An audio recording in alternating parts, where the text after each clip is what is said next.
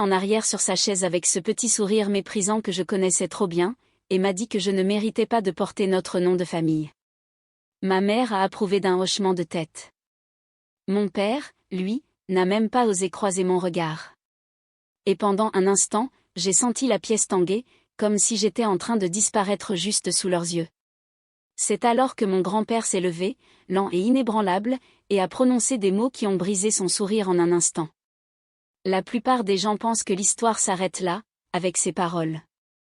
Mais la véritable vérité, la partie que personne n'a vue, est venue après. Je m'appelle Éléonore, et pendant la majeure partie de ma vie, j'ai appris à me faire toute petite juste assez pour maintenir la paix. Ce n'était pas quelque chose qu'on m'avait explicitement demandé de faire. C'était quelque chose que j'avais assimilé en voyant comment l'attention de ma famille penchait toujours vers ma sœur. Comme une plante se courbant vers la lumière la plus proche, Chloé était la vedette, la préférée, celle qui représentait la famille.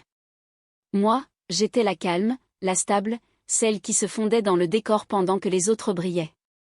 Au travail, je suis chef de projet dans une agence à Paris, le genre de poste où être organisé et calme signifie vraiment quelque chose.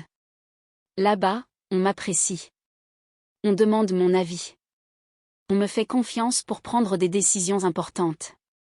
Mais dans la maison de mes parents, en banlieue, ces mêmes qualités me rendent étrangement oubliable. J'ai arrêté de compter le nombre de fois où ma mère m'a dit « Tu es trop sensible, Éléonore », juste après avoir félicité Chloé pour son franc-parler, ou combien de fois mon père a balayé mes petites réussites, avoir mon master avec mention, obtenir une promotion, comme s'il s'agissait de notes de bas de page polies face aux étapes plus bruyantes et plus tape à accent grave l'œil de ma sœur. Pourtant, j'ai continué à essayer. Pas pour les impressionner, mais parce que quelque chose en moi espérait encore qu'il me verrait comme grand-père me voit. Il a toujours été différent. Il me parle comme si je comptais. Il écoute sans m'interrompre. Quand j'étais petite, il me disait des choses comme « Un nom de famille ne te donne pas ta valeur. C'est ton caractère qui le fait. » Je ne comprenais pas tout à fait à l'époque. Maintenant, je pense qu'il essayait de me préparer à quelque chose que je devrais finalement affronter. Le dîner auquel nous étions invités devait être une réunion de famille classique, rien de dramatique. Ma mère avait envoyé un message sur le groupe WhatsApp familial avec une liste de plats et un « Soyez tous à l'heure en jouer », mais le ton semblait trop répété, trop artificiel. Chloé a répondu avec une série de mises à jour vantardes sur un prix qu'elle avait reçu au travail, quelque chose dont je savais qu'il dominerait la soirée. Mon père a envoyé son habituel emoji pouce levé. J'ai fixé l'écran un moment avant de répondre que je serais là. Toute la semaine, de petites choses ont commencé à s'accumuler. Chloé lâchait des allusions sur ses futures responsabilités dans la famille. Ma mère faisait des commentaires sur le fait que certaines personnes ne faisaient pas leur part.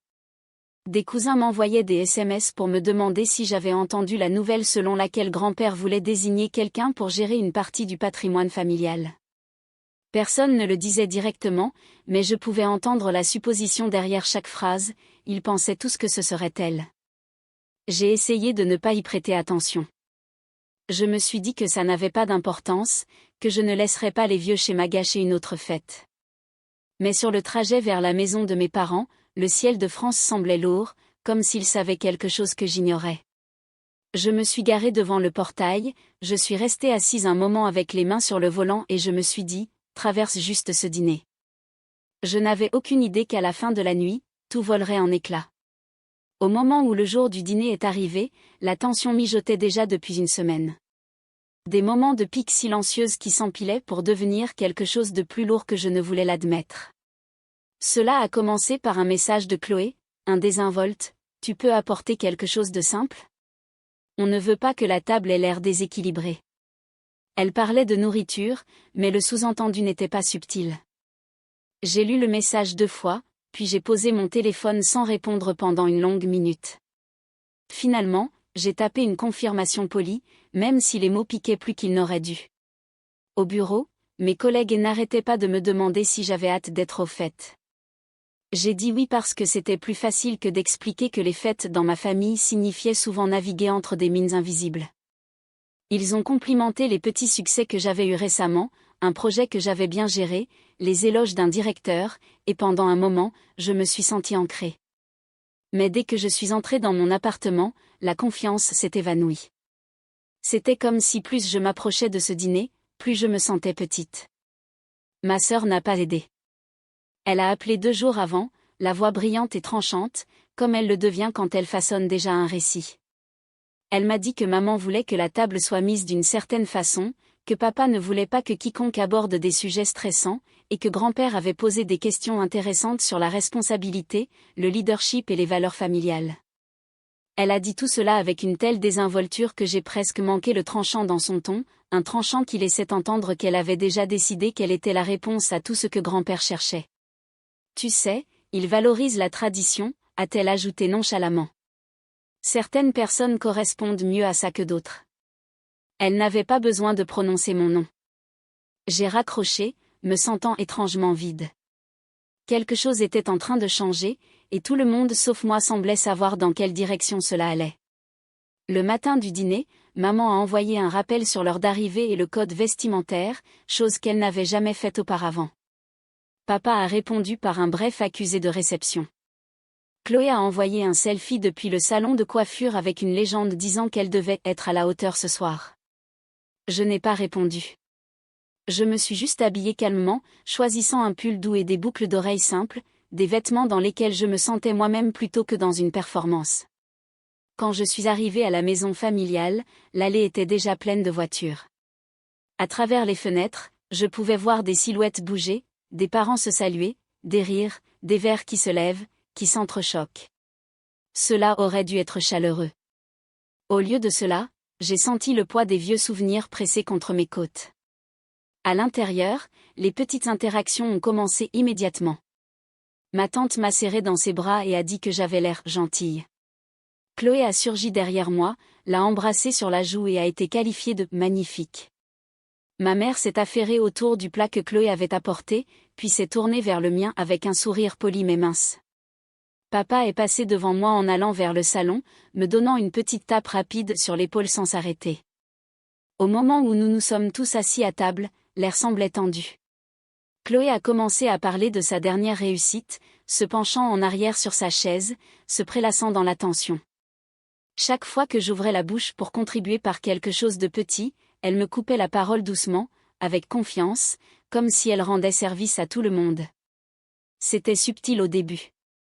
Puis ça ne l'était plus. Quelque part entre le tintement des verres et la deuxième tournée de toast, un sentiment s'est installé dans ma poitrine, lourd, certain, impossible à ignorer. Quelque chose arrivait, et je ne pourrais pas l'arrêter. Au moment où je me suis assise à table, j'ai senti le changement. Les conversations se sont atténuées, les regards se sont aiguisés, et ce genre de politesse cassante qui n'apparaît que lorsque les gens attendent qu'il se passe quelque chose s'est installé sur la pièce. La lumière des bougies vacillait contre les décorations de table, jetant des ombres douces sur les visages autour de moi. Tout semblait chaleureux, presque pittoresque, mais en dessous, il y avait ce bourdonnement de tension que j'avais grandi en apprenant à reconnaître. Le dîner a commencé assez innocemment. Mes cousins discutaient de travail et de voyage. Mes oncles débattaient du championnat de football. Mes tantes se passaient les plats. Mais chaque fois que j'essayais de me joindre à eux, Chloé glissait sa voix directement sur la mienne. Elle n'essayait même pas de le cacher. Elle inclinait la tête, souriait doucement et parlait plus fort, sans effort, redirigeant l'attention sur elle-même. Au début, je me suis dit que j'imaginais des choses. J'ai réessayé, posé une question, ajouté un petit commentaire. Elle m'a coupé si doucement que même moi, j'ai presque cru qu'elle ne l'avait pas fait exprès. Mais ses yeux ont croisé les miens avec cette étincelle familière, celle qui disait qu'elle savait exactement ce qu'elle faisait. Maman n'était d'aucune aide. Elle rayonnait, éclatant pratiquement de fierté devant la dernière réussite de ma sœur. Elle a toujours été un leader naturel, a-t-elle annoncé à la table en levant son verre. Certaines personnes sont juste nées pour faire avancer la famille. Son regard a glissé sur moi comme si je n'étais même pas assise là. Papa ne disait pas grand-chose. Il continuait juste à ajuster ses couverts, prenant des gorgées d'eau, faisant semblant de ne pas remarquer le déséquilibre croissant, faisant semblant de ne pas entendre la façon dont ma sœur me rejetait à chaque occasion. Son silence semblait plus fort que n'importe quel mot. Au fur et à mesure que le repas avançait, l'énergie passait du subtil au tranchant. Chloé s'est détendue davantage sur sa chaise, le coude reposant sur le dossier, une cheville croisée sur l'autre. Elle rayonnait d'autosatisfaction, presque impatiente, comme si elle attendait son moment pour frapper. Elle n'arrêtait pas d'aborder des conversations sur l'héritage, la responsabilité, le fait de bien représenter la famille. Chaque mention atterrissait comme une miette de pain menant vers quelque chose que je ne voulais pas suivre. Grand-père était assis calmement près du bout de la table, écoutant plus qu'il ne parlait, observant chaque interaction avec des yeux qui ne manquaient rien. Il ne souriait pas. Il n'ajoutait pas de petits commentaires. Il étudiait. Et je pouvais le sentir. Ma sœur le pouvait aussi. Cela la rendait plus bruyante, plus brillante, plus insistante, désespérée d'être vue. Puis vint le moment qui signala le début de l'effondrement. Ma tante m'a interrogée sur mon travail, véritablement curieuse. Pour une fois, la table est devenue assez calme pour que je puisse répondre. J'ai prononcé 2 phrases, peut-être 3, avant que ma sœur ne laisse échapper un rire soudain, se penche en arrière et balaie l'attention avec un récit dramatique d'un succès mineur qu'elle avait eu la semaine précédente. C'était si flagrant que toute la table s'est arrêtée. Ma tante a cligné des yeux. Mon oncle a froncé les sourcils. Les cousins ont échangé des regards. Chloé n'a rien remarqué. Ou peut-être qu'elle s'en fichait. Elle était déjà en plein mode performance, tissant une histoire, commandant la pièce. Et quelque chose en moi s'est relâché. Pas brisé, pas fracassé, juste relâché. Comme une corde qui avait été tirée trop fort pendant trop longtemps et qui cédait enfin. Je n'étais pas en colère. Pas encore. Je n'étais même pas blessée. J'étais juste fatiguée. Fatiguée jusqu'à la moelle. Alors, j'ai choisi le silence. Pas le genre qui se ratatine, pas le genre vaincu, juste un silence calme et stable qui me permettait de tout voir clairement. Chaque petit sourire en coin, chaque hochement de tête, chaque fois que quelqu'un détournait le regard au lieu de parler. Puis, alors qu'on débarrassait les assiettes à dessert et qu'on servait de nouveaux verres, j'ai vu le changement dans la posture de ma sœur. Elle s'est redressée, puis s'est penchée en arrière intentionnellement, les yeux brillants. Un signal, une mise en place. Elle avait trouvé son moment, et la pièce s'y est préparée, même s'il ne savait pas pourquoi. La chaleur dans la salle à manger semblait fausse, épaisse, lourde, comme si elle collait à ma peau. La lumière des bougies vacillait sur la longue table, se reflétant sur l'argenterie et le glaçage brillant des plats de fête. Les rires flottaient encore quelque part vers le fond, mais cela semblait distant de là où j'étais assise. Tout autour de moi avait ce calme étrange juste avant qu'un orage n'éclate. Ma sœur a laissé tomber sa fourchette avec un petit tintement, étirant ses bras dans un mouvement lent et délibéré. Elle s'est penchée en arrière sur sa chaise avec l'assurance de quelqu'un qui croyait que le moment lui appartenait. Son sourire était large, brillant et douloureusement répété, le genre qu'elle utilisait quand elle voulait que l'attention s'attarde sur elle. Puis elle m'a regardé. Son regard était perçant sous la performance, tranchant l'espace entre nous. Je n'ai pas tressailli. Je n'ai pas détourné le regard. J'ai juste attendu, stable, refusant de me rétrécir dans l'ombre qu'elle s'attendait toujours à ce que j'occupe. Elle a tapé légèrement du talon contre le parquet. Tu sais, a-t-elle commencé assez fort pour faire taire les bavardages à proximité. Tout le monde assis ici ne mérite pas notre nom de famille. La pièce s'est tue instantanément. Les fourchettes se sont arrêtées. Les verres se sont figés en l'air. Son sourire s'est aiguisé. Certaines personnes, a-t-elle continué, existent juste dans cette famille sans rien apporter de significatif. Elles se cachent derrière le fait d'être calmes, espérant que ça les rend spéciales. Ses yeux ont brillé. Vraiment, ça les rend juste oubliables. Un bourdonnement a rempli mes oreilles. Pas un son, mais une pression. Le genre qui enveloppe vos côtes et serre. Maman a hoché la tête rapidement, fermement, comme si elle attendait que quelqu'un le dise à haute voix. Elle ne m'a pas regardé. Elle n'en avait pas besoin. Son hochement de tête suffisait. Papa n'a pas dit un mot. Au lieu de cela, il a fixé durement la nappe, ses pouces frottant le bord plié de sa serviette. Ce minuscule mouvement m'a frappé plus fort que les mots. Le silence n'était pas neutre. C'était un abandon. Ma sœur continuait de sourire, rayonnant même. Je dis juste la vérité, Éléonore. Tu n'es pas digne de notre nom. Ça aurait dû me briser. Mais au lieu de cela, quelque chose en moi s'est étrangement calmé. Mon souffle ne s'est pas coupé. Mes yeux n'ont pas brûlé. Je me suis juste figée. Comme si le coup avait frappé un endroit déjà engourdi par des années de coups plus petits. Les proches ont bougé, mal à l'aise. Une tante a chuchoté à une autre. Un cousin m'a regardé avec quelque chose ressemblant à des excuses, mais aucun d'eux n'a rien dit. Et puis tout a changé, subtil mais indéniable.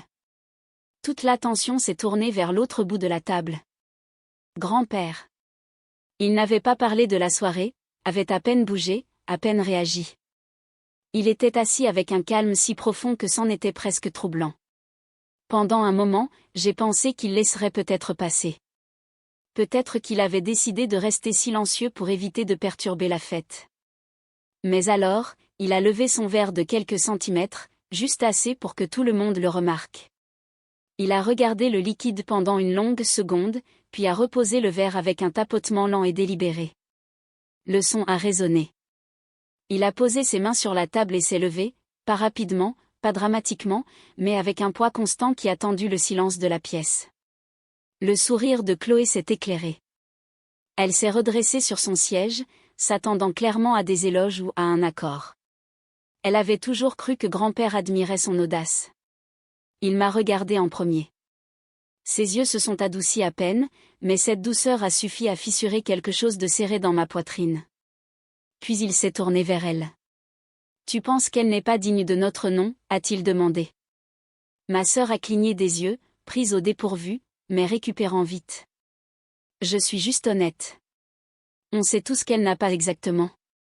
Il a levé une main, à peine un geste, mais cela l'a fait taire instantanément. Les mots suivants sont venus calmement, mais ils ont atterri avec la force d'un marteau. Alors toi non plus. Son sourire est tombé si vite que c'était presque visible, comme regarder un masque se fissurer et tomber au sol. Ses lèvres se sont entr'ouvertes, ses yeux se sont écarquillés et toute la couleur a quitté son visage. Des halètements ont parcouru la table. La main de maman a volé à sa poitrine. Papa a fermé les yeux, les épaules se raidissant. Grand-père ne s'est pas rassis. Il a gardé son regard fixé sur ma sœur, imperturbable.